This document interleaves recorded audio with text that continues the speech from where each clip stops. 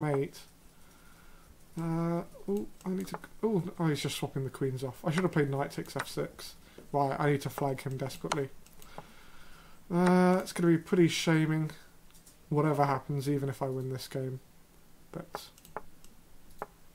Oh, takes. Yeah. Take that off. And I do win that on time. It's a pretty disgraceful way to win.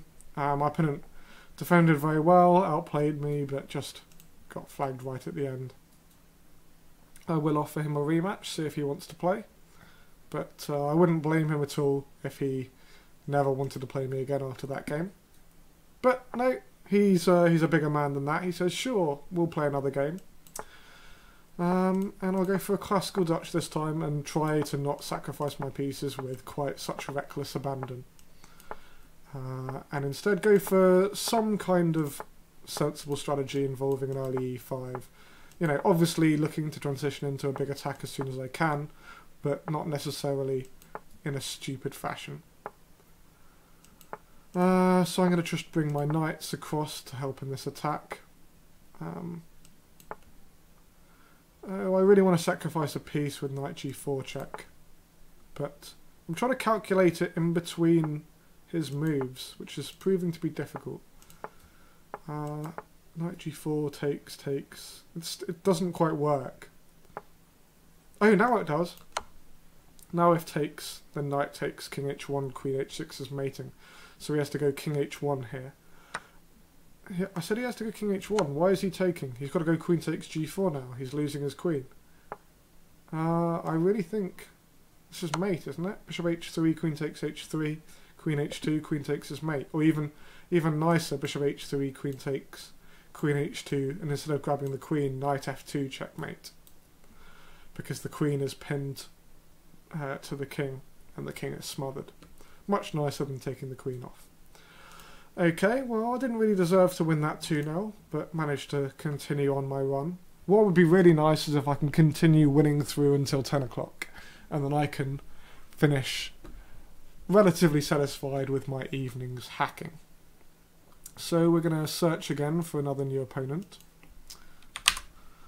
I will just up the minimum rating, just so I get some nice tough games. And we're slightly, unfortunately, we've got an opponent I've already played, but that's not a big deal.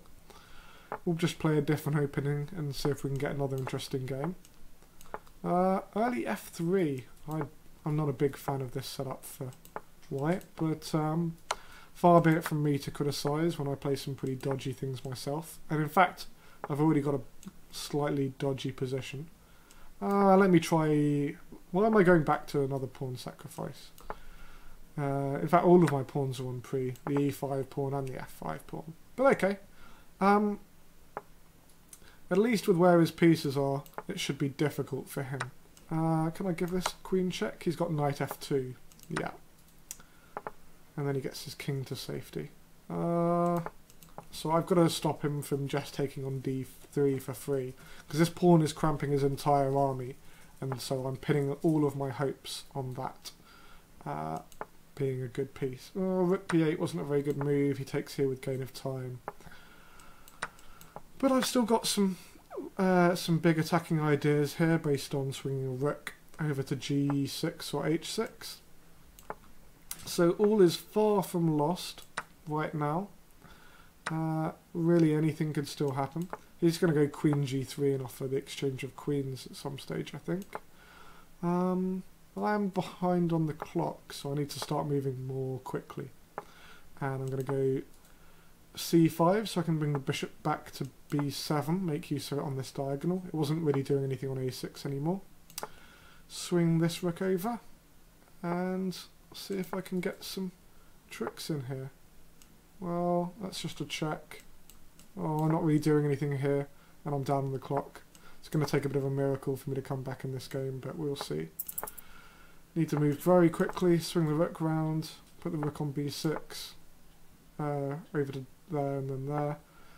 Oh no, I'm running out of time. Takes, and queen f7, cover these ideas, push. Queen f6, look here, he's going to push the pawn again. And push that again. Oh, and queen back. And here. Oh, no, I didn't. That's the wrong piece. I didn't mean to move that. And he mates me. But I only had 0.3 seconds left anyway. So he wins that game. So I don't manage to go completely unbeaten through. But, you know, all good things must come to an end, as they say. And let's just hope it's just a momentary blip.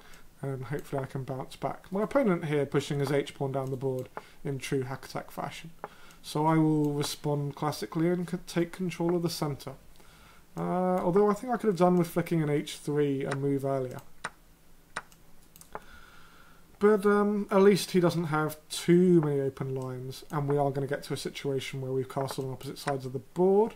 So now I need to get an attack of my own. Queen g4 was the best move there, swapping off the queens, but I really didn't want to do that, because I'm dreaming of a big attack over on the queen side now. So pushing forward, and how do I attack? Knight b5. That was a very good move. If I take twice on d4, he's got knight e2 check, picking up my queen. So I've just sacrificed even more material because I'm desperately trying to open up this long diagonal down to his king, but I've probably given up too many pawns.